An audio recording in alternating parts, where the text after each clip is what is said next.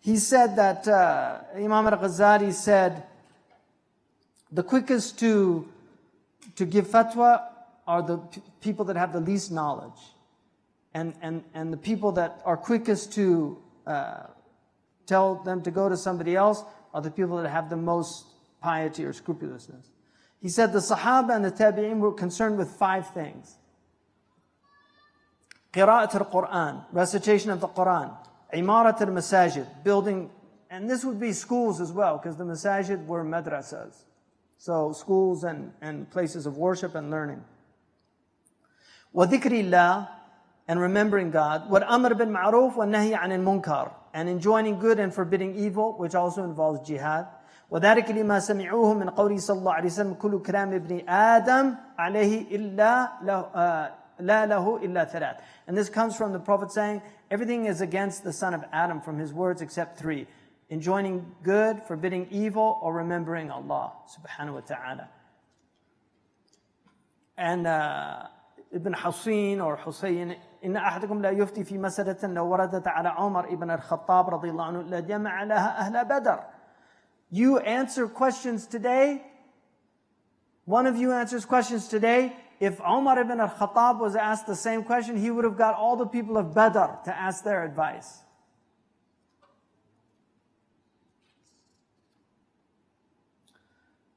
And then he said, it's said that the scholars are 2. A popular scholar, and these are the muftis, and they're ashab al-asatin. They're the notables. The people know. وَعَالِمُ خَاصَّةً, and then the scholars that are not well known. وَهُوَ الْعَالِمُ بِالتَّوْحِيدِ وَعَمَالَ الْقُلُوبِ. These are those who know Tawheed, the real Tawheed, unity. They see God in His actions in everything. And he said these are the people of the Zawaya al-Munfaridun, the people that are hidden and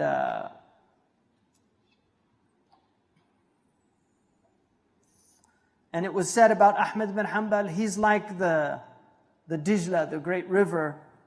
Everybody drinks from him. But Bishr al-Harith is like a pure well that's covered.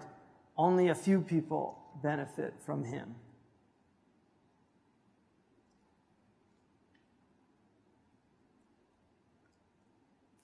And it was said, if knowledge increases, then the actions, the speech diminishes. The 7th is that his concern is with ilm al-batin and watching his heart and knowing the path to the akhirah and being sincere in his hope with Allah. And this is mujahada and muraqabah. And he mentioned something from one of the books. في بعض الكتب السالفة يا بني إسرائيل أو بني إسرائيل لا تقولوا العلم في السماء من ينزل به. Don't say knowledge is in the heaven and somebody's going to bring it down. ولا في تخوم الأرض, and don't say it's in the boundaries of the earth. من يصعد به, who's going to pull it up. ولا من وراء البحار, don't say it's over on the other side of the ocean. من يعبر يأتي به, and the one who crosses it will bring it. العلم مجعول في قلوبكم, knowledge is in your hearts. تأدبوا بين يدي بآداب الروحانيين, so have adab with me, the adab of spiritual people. وتخلقوا لي بأخلاق الصديقين, and have the ethics of the righteous. أظهر العلم في قلوبكم, and I will bring out knowledge from your hearts. حتى يغطيكم ويغمركم, until it covers you and inundates you. And then the 8th is أن يكون شديد العناية بتقوية اليقين. This is a really important section. I'm running out of time, but I want to. He said that you should be very concerned with yaqeen. And then he says yaqeen this is the capital. And what that means is جالس الموقنين, be with those who have certainty. واسمعوا منهم علم اليقين, and learn from them. وواظبوا على الاقتداء بهم, and be consistent in copying them, in imitating them. And as your yaqeen, your certainty gets greater, كما قوي يقينهم, just as theirs was greater, and a little bit of certainty is better than a lot of action.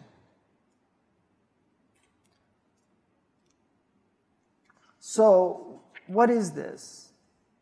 He says, فَإِنْ قُلْتَ, if you say, what does yaqeen mean? And what does it mean to have strong certainty or weak certainty? We want to understand it. So he says, know that yaqeen is a lafz mushtarakun. يطلقه فريقان لمعنيين مختلفين. It's a synonym that has more than, it has different meanings for two different groups. The first group are the theologians. وَيُعَبِّرُونَ بِهِ عَنْ عَدَمِ الشَّكِّ. They say what it means is not having doubt. It's the inclination of the soul to believing something. And it has 4 maqams. There are 4 stations of certainty for the theologians. The first, أن يعتدل التصديق والتكذيب. The first is that it's the same belief and disbelief. And that's called doubt. So you don't know, you doubt, I don't know. It's like an agnostic. Belief, disbelief, I don't know. That's a middle, and that's called shak, which is the same as kufr for us. Right? The second is that the soul inclines towards one or the other. But they're both possibilities. But there's a possibility to prefer one over the other. So if you ask the man, is this a good man or a bad man? You say, well, by all outward appearances, he appears to me to be a good man. But I know the hadith that people will increase in their knowledge, they'll increase in their actions until they get between paradise and right, it says, فِيمَا يَبْدُو لِلنَّاسِ, in what it appears to people, that therefore the people of paradise. So he doubts it, but he thinks that it's probably more likely that he's righteous. So that's the second, and that's called dhann in our tradition. The preponderance of evidence is on that side, but you're not certain about it. أَظُنَّهُ صَحِيح. I think it's true. Right? The third, أن تميل النفس إلى التصديق بشيء بحيث يغلب عليه ولا يخطر ببال غيره. The third is that you believe something and it doesn't occur to you the opposite. And then he says, لنبت النفس عن قبوله, right? ولو خطر بالبال لنبت النفس عن قبوله. If it occurred to him, his soul would reject it. But that's not true knowledge. And he said, because if somebody with doubts came to him and confused him, he might actually begin to have doubts. And this is what we call i'tiqad. This is i'tiqad. You know, it's not a strong belief. And he says, it's a type of certainty, muqariban lil-yaqeen. It approximates certainty. This is called taqleed. It's a belief that's based on taqleed. Most of the Muslims fall into this category, which is why we're in such a dangerous time, because atheism has become so powerful. And a lot of Muslims are very confused. And so it's an easy time for shaitan to harvest souls. And then finally, true knowledge. And this is apodictic knowledge. It's called in logic. It's demonstrative. It's something that you can prove. And this is the fourth. And we call this certainty. And he's talking about theologians now, remember. And so he says, for instance, if you ask somebody, is this world, is this creation, is it qadim, eternal? Was it always here? Or is it muhdath? Did it come into existence? Was it created? So he says, you're not going to know that by sensory. You can't perceive that by your senses. You have to think about that. This needs discursive knowledge. And so he says that if you think about it, then you'll arrive at 3 possibilities. Because if you say that إن لم يكن في الوجود قديم فالموجودات كلها حادثة. If it's not eternal, then it means everything's created. فإن كانت كلها حادثة فهي حادثة بلا سبب. And if everything came into existence without any reason, that's impossible, because nothing comes from nothing. So he said we find 3 categories. Everything is either eternal, or it's all created, or some of it's eternal and some of it's created. If all of it's eternal, then we've arrived at what we were looking for. Is the world eternal? إِذْ ثَبَتَ عَلَى الْجُمْلَةِ قَدِيمٌ. So we determine that it's all eternal. وَإِنْ كَانَتْ كُلُّ حَادِثَةٍ فَهُوَ مُحَالٌ. But if it's all hadith without a sabab, then that's impossible.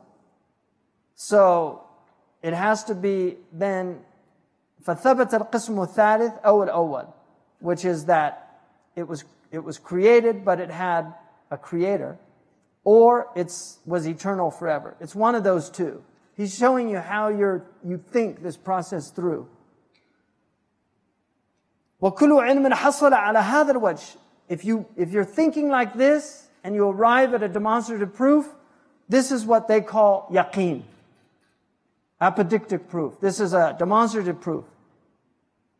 And it's done discursively through thinking and using the gharizat al-aql, the instinct of the intellect.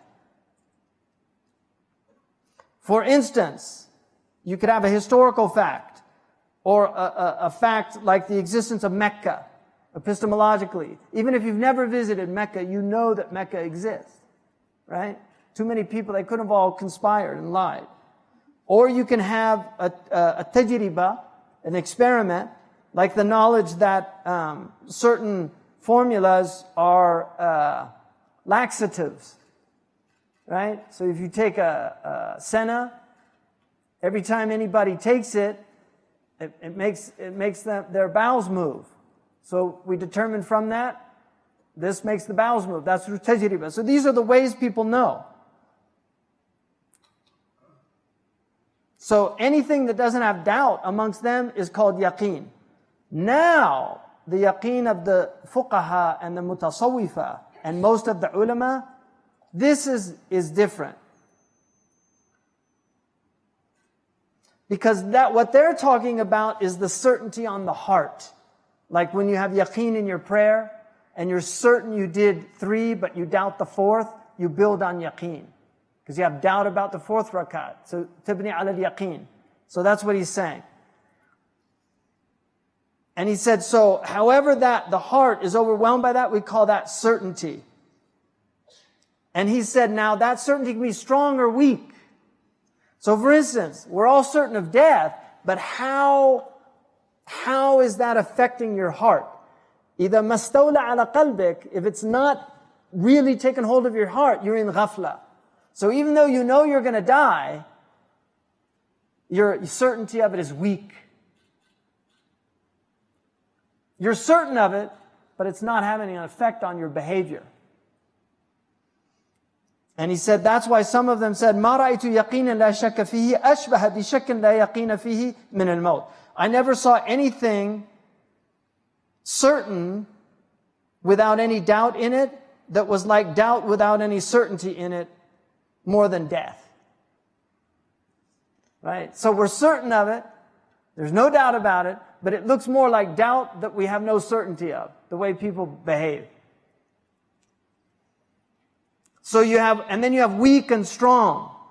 And then you have khafa and jala. What's clear to everybody, and then what's not as clear. So he said, for instance, that it's clear about Musa. Everybody knows Musa was a prophet. But it's less clear about Ilyas, even though we're certain about it. So there's some certainties that we all share, and then there's other certainties that you have to be aware of it. And then qilla and kathra. So he uses those all as examples. And this is very important, because this is related to certainty. How much? We're out of time. Huh? Allah. So he says about Tawheed, and this is very important for Muslims today. True Tawheed is that you see all things as being from Allah subhanahu wa ta'ala, and you don't see the wasa'il. You don't see the means that are musakhara, that are subjugated. لا حكم لها. They don't really have any ruling. So the musaddiq bihada mu'minun. If you really believe this, that God is doing everything, you're a believer. وانتفع عن قلبه مع الإيمان إمكان الشك. And there's not going to be any doubt in your heart. And you're certain of بأحد المعنيين. فإن غلب على قلبه مع الإيمان غلبة أزال عنه الغضب على الوسائط. When you have true iman in your heart, it removes this anger about the means. And that doesn't mean that you're not angry about wrongs in the world, but you're angry in a different way because you recognize it as a test from Allah subhanahu wa ta'ala. So it doesn't have that hatred that takes over the heart. You should get angry and you should have that indignation, but it's an indignation in which you're aware Allah is testing me with this. It's very different from not seeing that it's Allah that is allowing this to happen as a test. لِيَبْلُوَكُمْ. And so you should be content with it in that way and have gratitude. And you should see the means like the pen in the hand. The hand is God's. The means is the pen. So those that are obsessing about the pen and don't see the hand, they're angry at the pen. But what they're really angry is at the hand writing the pen. They're just not aware. So they're ignorant in that way. And this is true certainty. And this is the fruit of certainty, the first type of certainty. And it's its spirit and the benefit of it. ومهما تحقق أن الشمس والقمر والنجوم والجماد والنبات والحيوان كل مخلوق فهي مسخرة بأمره حسب تسخر القلم في يد الكاتب. Once you realize this, that the sun, the moon, the stars, animate things, vegetables, animals, every created thing is subjugated to His command based on the qalam that's in the hand of the one writing the existence. وأن القدرة الأزلية هي المصدر للكل, and that it is the eternal power of God that is the source of all things. استولى على قلبه غلبة توكلي ورضا وتسليم. Then your heart is overwhelmed with trust in Allah, with contentment with Allah, and resignation of the decree of Allah. وصار موقنا بريئا من الغضب والحقد والحسد وسوء الخلق فهذا أحد أبواب اليقين. And his heart becomes certain, and it becomes free of this anger, this resentment, this rancor, this envy, and this bad character. And this is one of the doors of certainty. An amazing statement. This is an amazing statement. And then another fruit of certainty is that you don't worry about your provision because you know Allah will take care of you. And another one is that you know with certainty that anybody that does an atom's weight of good will see it, and anyone that does an atom's weight of evil will see it. So you become certain that Allah will reward the good and He will punish the wicked. And you will see that the ma'asi are like poison and deadly snakes that lead to destruction, and you will avoid them.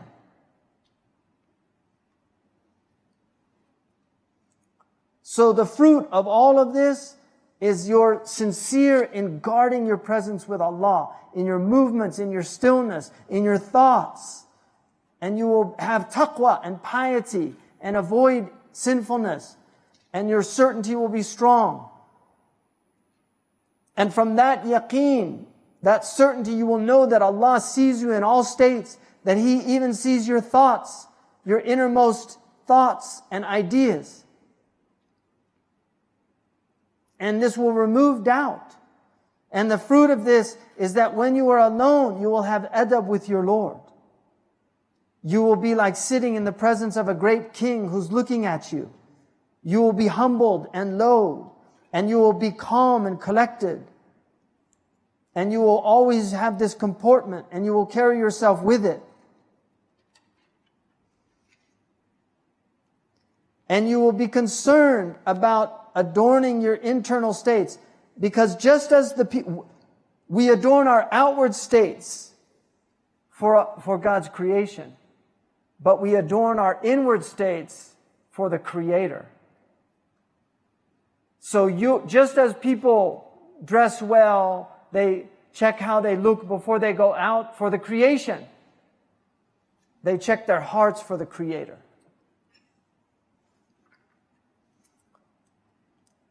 And then the ninth is that he should be munkasir, broken. He should be quiet. He should have awe. He should have huzn. You know, it's not depression, but it's gravitas. There's weight to this person. He's not a frivolous person.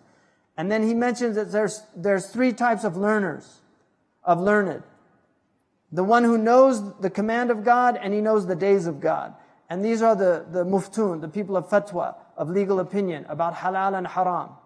And this type of knowledge does not give awe in the heart. And there is a scholar a learned who knows God, but doesn't know God's rulings. I mean, he knows or she knows just the basics, and they don't know the days of God. And these are the general believers. And then there's the one who knows God, and who knows the days of God, and the affair of God, and these are the siddiqun, the truthful ones. So those are the three. And the days of God mean ayyam Allah wa dhikkirhum bi ayyamillah. The Quran says those are reminding people what happens when people disobey Allah from the Quran. Reminding them what happened to Fir'aun. Reminding them what happened to Qarun. Reminding them what happened to Bal'am. All these things. And Omar said, learn knowledge and learn with it dignity and forbearance. Be humble to those who learn from you. And let those who learn be humble towards those they learn from. And don't be tyrants in your learning.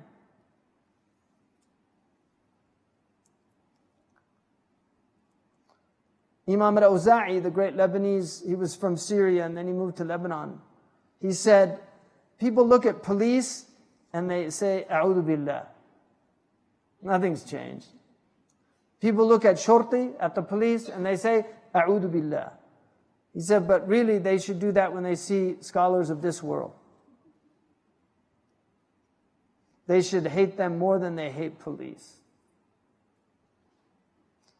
And part of the reason for that is that because when people stop regulating themselves, you get more police. When people are self-regulating, you don't need police. When people stop regulating themselves, then the police show up. And so it's because of the ulama who don't teach people to regulate themselves that you need police. So what you hate in the police is really hating the people that failed to raise people properly. And that's the job of the scholars. I'm almost done. Yeah.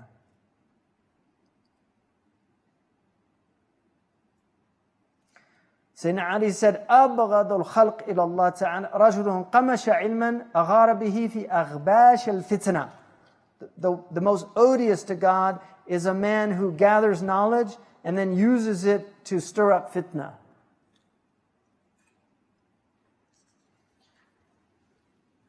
Okay.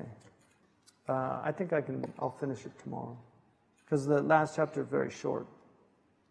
So, inshallah, we're going to finish the book. It's useful. Any quick few questions? Comments? Mm-hmm.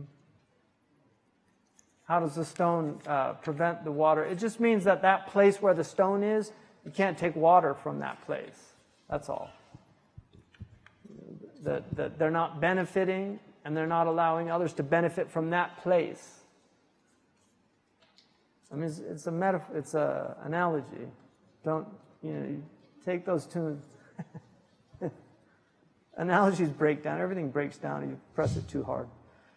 The Prophet ﷺ said that towards the end of time, knowledge would be better than action.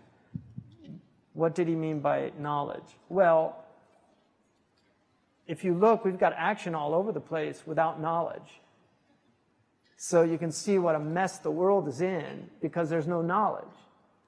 So we wouldn't have these people doing all these odious things in the name of the religion if they had knowledge. So in that way, right now, it's better to learn, because what the ummah is lacking is knowledge. We're ignorant. We're an ignorant ummah. We're ignorant of our religion. We're ignorant of the time we're living in. We don't know the time. It's important to know the time you live in.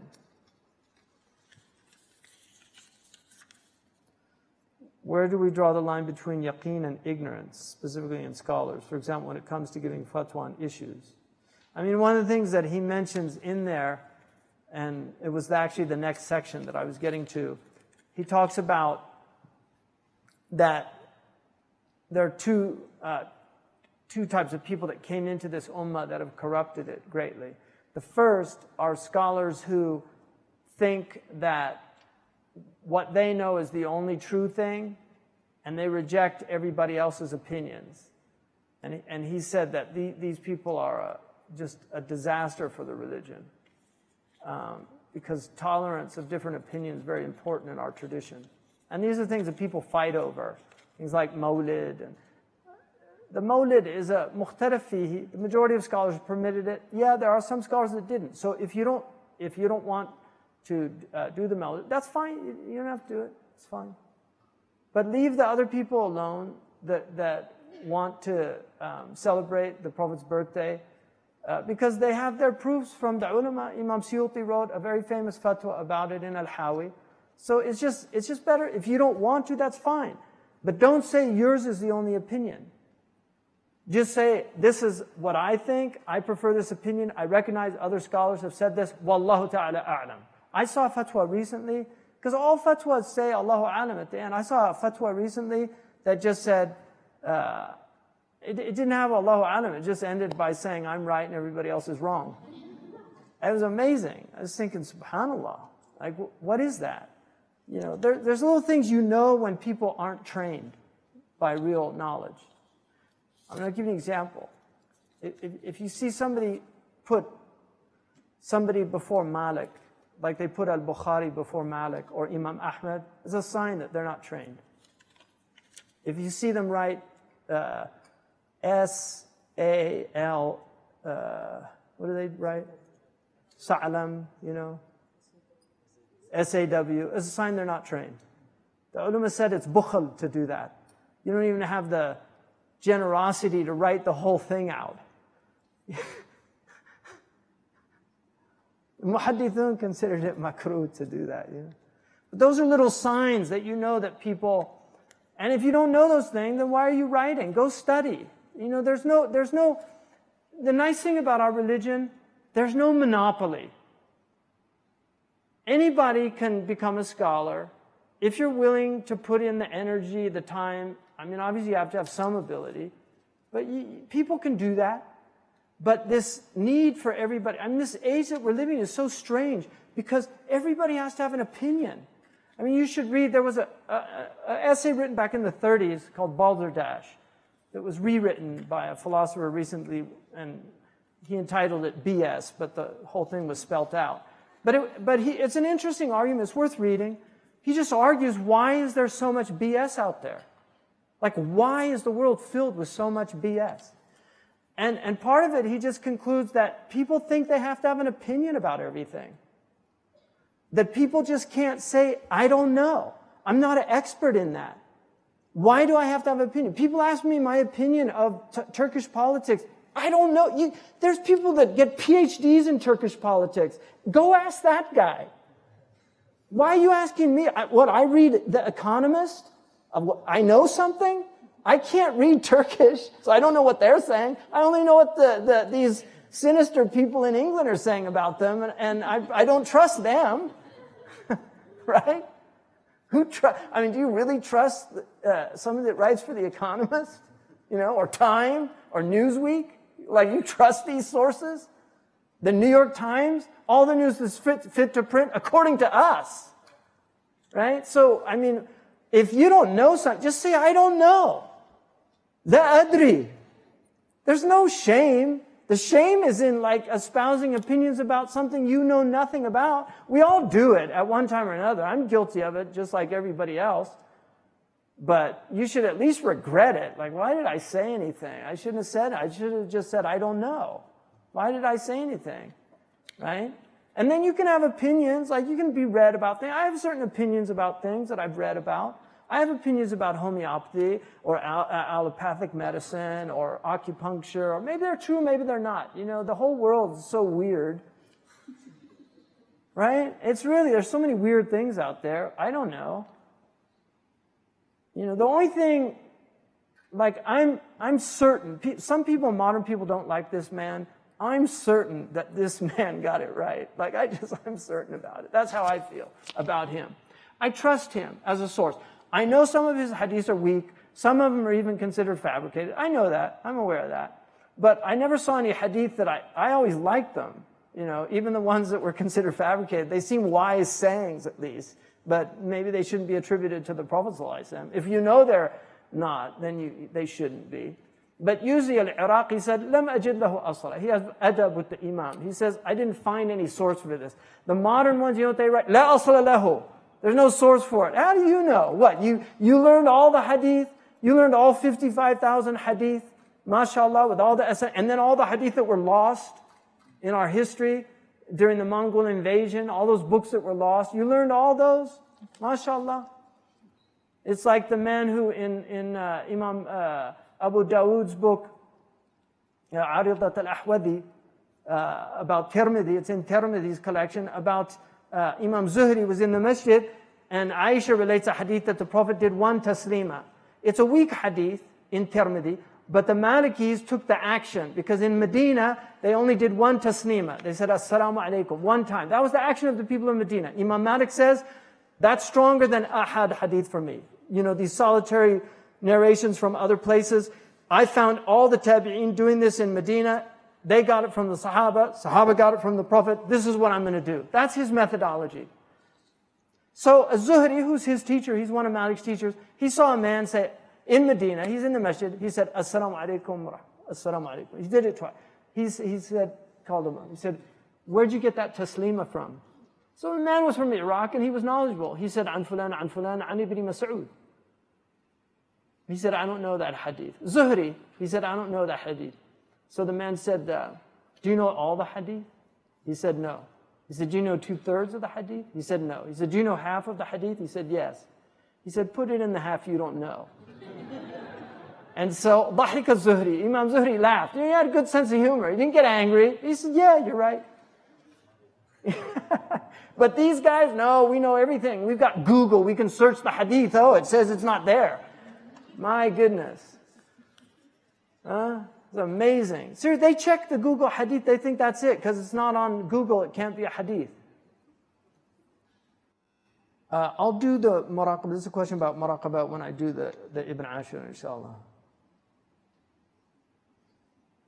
What can we do to make sure that knowledge does not start to lose its effect? Well, I mean, we have to تعرضوا لنفحات الله. You know, it's you have to have the raqa'iq, those things that ترقق القلب, things that are brittle on the heart. Reading the tabaqat is important. Reading about the righteous is important. Reading the seerah is important. The Prophet said, if you can't cry, at least pretend to cry when you're alone, because that can affect the heart. Even like actors, when they cry, they think about negative things that they've experienced or something. They can bring tears. And some are very good at it, others aren't. So, you know, that's a practice. It's a spiritual practice to do that. But that's when you're alone. It's not like when you're in everybody's crying, so you think you should be crying too. You know, Allah, adhaka wa abka. He makes you cry, He makes you laugh. Allah does that. We can't control the heart in that way. But the Prophet ﷺ said to make dua when you're crying. So if you start crying about anything, like your cat dies, you start crying, it's a time to make dua because the heart is open. That's what tears are. They're a sign that something cracked inside the heart. And that's the tears spill out. And there's a statement that Allah is with the brokenhearted. I mean, He designed the world to break our hearts because He's with the brokenhearted. So the world is literally designed to break our hearts. And so when people let you down, just accept it and know that they were designed to let you down. The only one that won't let you down is Allah, and then by extension His Prophet ﷺ, because He's acting on His behalf, and all the prophets. I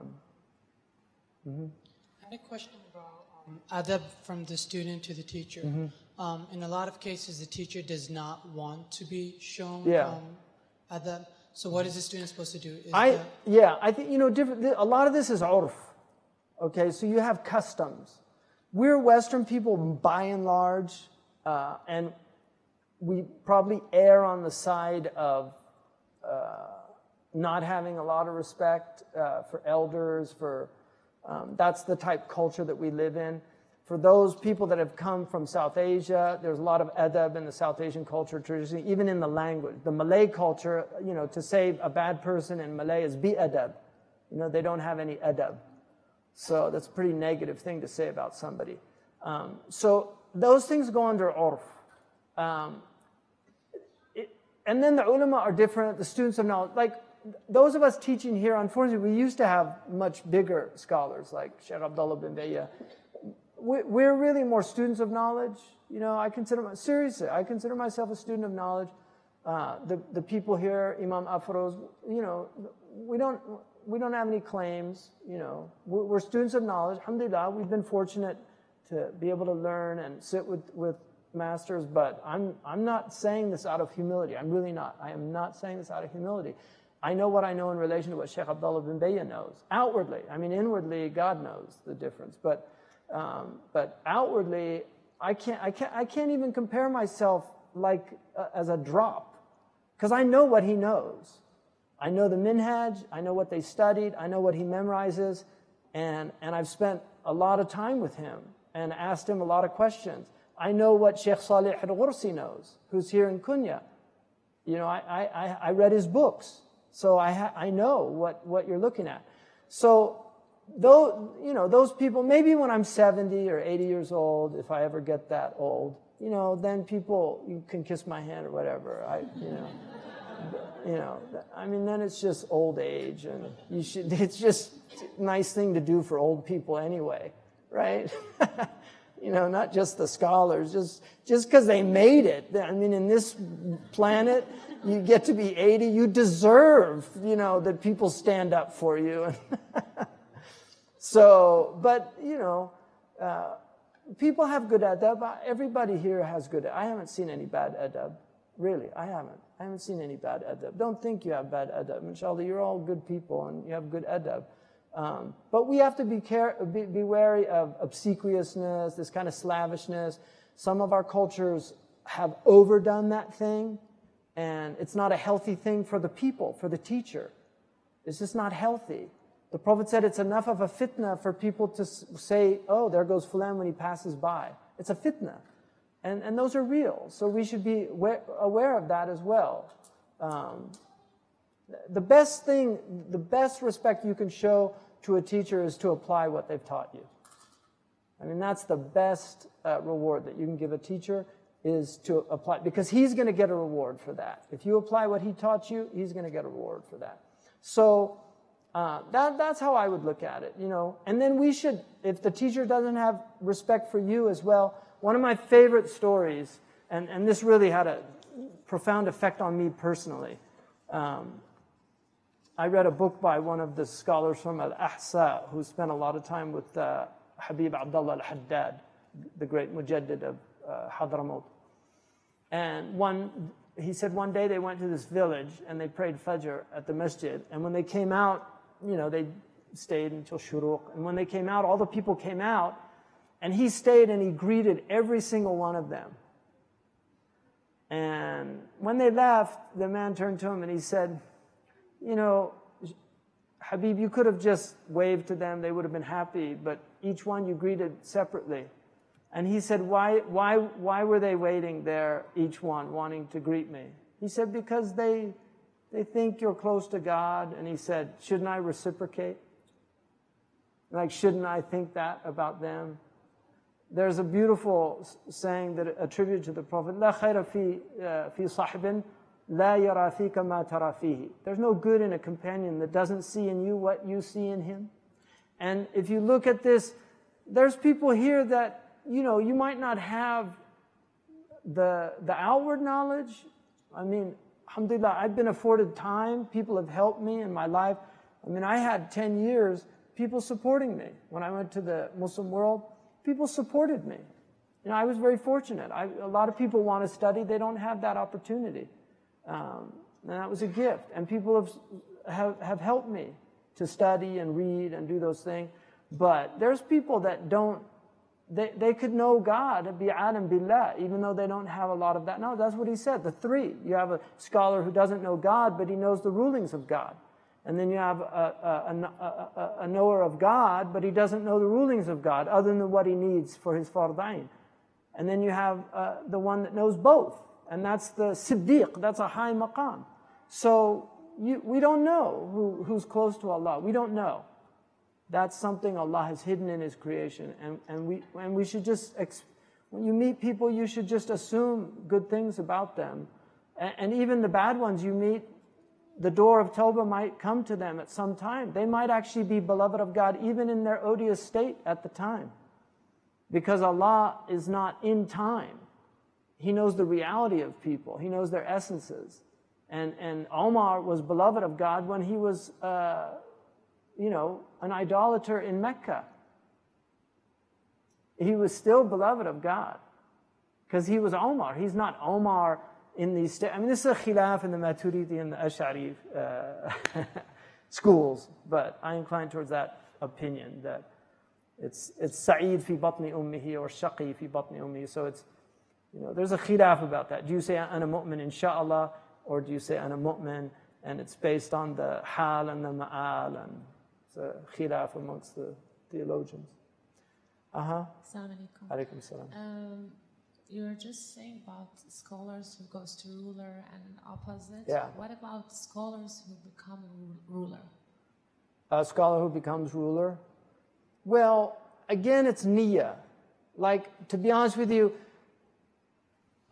and I understand why they did that, and there's definitely big dangers of that, but people need to also be in these places. I don't want to be that person, but there are people that have to engage these people, and there are always going to be scholars that go and are with the rulers.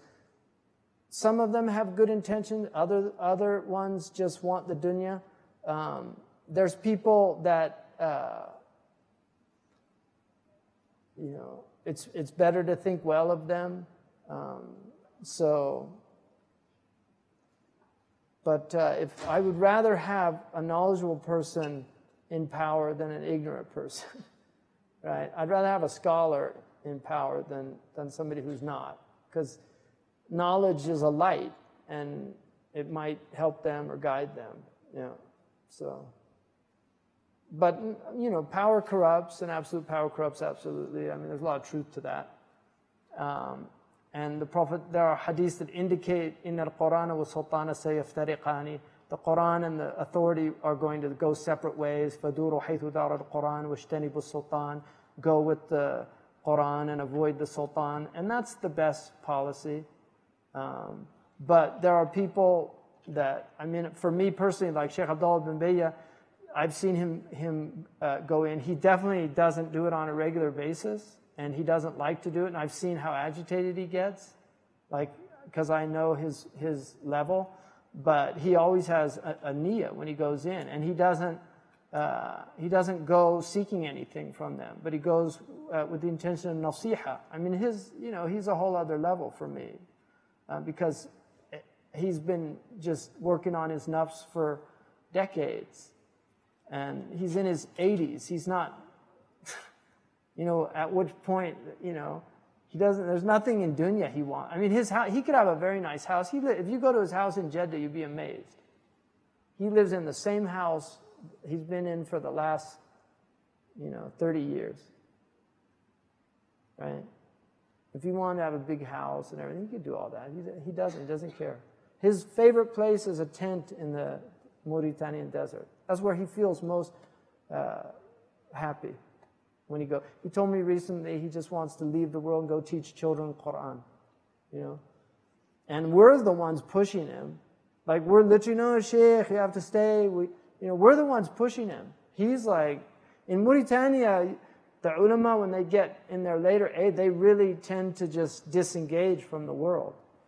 But there's so few scholars out there of his caliber. I mean, I don't see any really. I haven't met any Sunni scholars that I would consider at his caliber. And I know a lot of them, and I've read their books. So, there might be some in certain knowledges, but in terms of the comprehensive level, I haven't met anybody at his level, personally. And that's not because he's my Shaykh. No, he's my Shaykh because of that. Literally. I'm not saying that because he's my Shaykh. He's my Shaykh because I believe that. Or I would go and find somebody else. But something like Dawood, I'm glad he's a foreign minister. I'd much rather have a philosopher as a foreign minister than some idiot.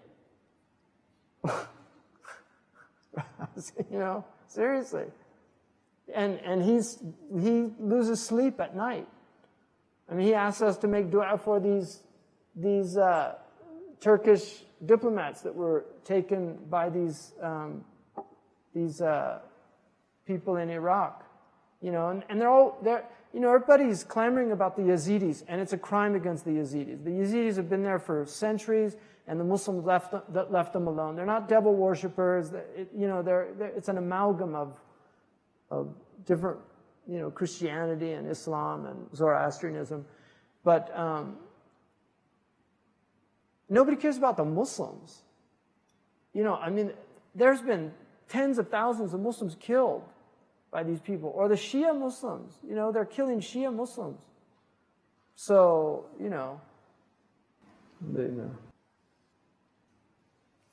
جزاكم الله خيرا سبحانك اللهم وبحمدك أشهد أن لا إله إلا أنت أستغفرك وأتوب إليك